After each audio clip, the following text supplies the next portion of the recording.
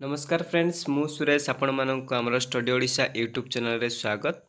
Friends देखंतु आज आपण मानक पई गोटे वैकेंसी रही जहाँकि ओडिशा आदर्श विद्यालय तरफ वैकेंसी रोचे या आपण मैंने समस्ते आवेदन करें। आम जाना एटार एलिजिबिलिटी क्राइटेरिया सब कौन रही केमी कौन आपण मैंने आवेदन करें यार लास्ट डेट केवेटार रोचे एमतीक समस्त इनफर्मेशन ये वीडियो माध्यम एनालिसिस करवा तेणुक वीडियो को शेष पर्यंत देखूँ जहाँफल आपण मैंने संपूर्ण डिटेल्स जानीपारे। ता पूर्व आपड़ प्रथम थर पर आम चैनल टी विजिट कर चैनल टी सब्सक्राइब कर पाखे नोटिफिकेशन बेल टी ऑल रे सिलेक्ट करूँ जहाँफल जब भी आगू ये जॉब अपडेट वीडियो अपलोड करी आप नोटिफिकेशन सर्वप्रथम पाइपर। चलते डेरी नक वीडियो को स्टार्ट करवा। जमीक देखिपे यार रहा तार नोटिफिकेशन पीडीएफ टी जहाँ रही ओडिशा आदर्श विद्यालय जमीक देखिपे गंजाम डिस्ट्रिक्ट तरफ वैकेंसी रोचे किंतु या आपण मैंने ऑल ओडिशा कैंडिडेट आवेदन करने एलिजिबल रे। देखो या पब्लिश होता 23/4/2025 नोटिफिकेशन टी पब्लिश देखो एटार पार्ट टाइम कंट्राक्चुअल टीचर रहा कौन रेगुलर बेसिस नुह आपण मैंने पार्ट टाइम अनुसार जे पर्यंत सेटार रे से समय पर्यंत आपण मैंने पढ़े पारे माने टीचिंग दे पारे।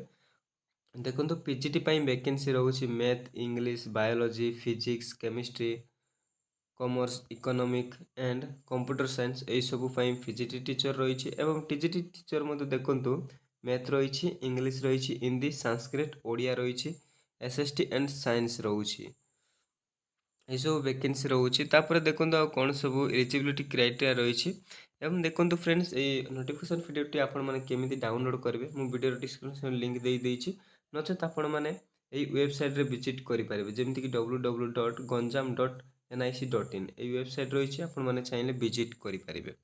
एवं देखो या आपण मैंने आवेदन केमी करेंगे देखो रजिस्ट्रेड पोस्ट कि फीड पोस्ट तरफ अप्लाई करेंगे 9 तारीख मे मास 2025 सुधा आपण मानक आवेदन करने को पड़ो क्यों आड्रेस आवेदन करेंगे मुझे आगू को जनईदेवी आपण मैंने वीडियो को शेष पर्यंत देखो।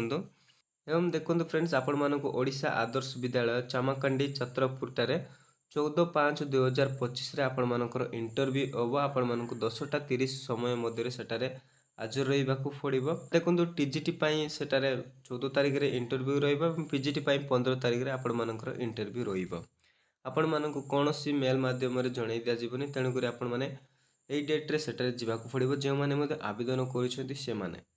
नेक्स्ट देखो कौन सब इनफॉरमेशन रही देखो part time and contractual job Etah actually गोटे part time and contractual job जहाँ मुझे पूर्व आपण मानक जनइली आपण मैंने जे पर्यंत चाहिए से पर्यंत सेटार रही टीचिंग दे पारे।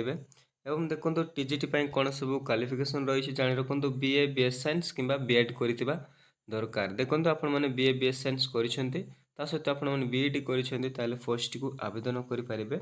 सेहीपरि पीजीटी देखो आपण मानकर क्वालिफिकेशन एमए कि एम साइंस कि एम कम ये दरकार एवं आपण मैंने बीएड करेंगे तेज जा आवेदन करेंगे।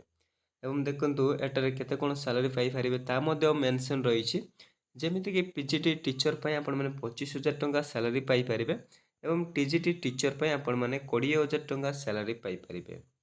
तापर नेक्स्ट देखो आपण मैंने आवेदन कर एप्लिकेशन फॉर्म सहित आपण मैंने क्यों सब डॉक्यूमेंट को अटैच करेंगे ता जानी रखु।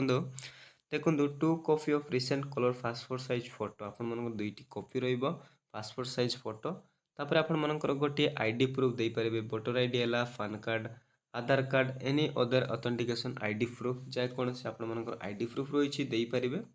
तापर देखो मैट्रिक सर्टिफिकेट एंड मार्कशीट देवे तापर 12th सर्टिफिकेट एवं मार्कशीट ग्रेजुएशन बा बीए बीएस साइंस रो सर्टिफिकेट एंड मार्कशीट तापर बीईडी सर्टिफिकेट एंड मार्कशीट तापर master degree certificate and marksheet यही सब को देवे।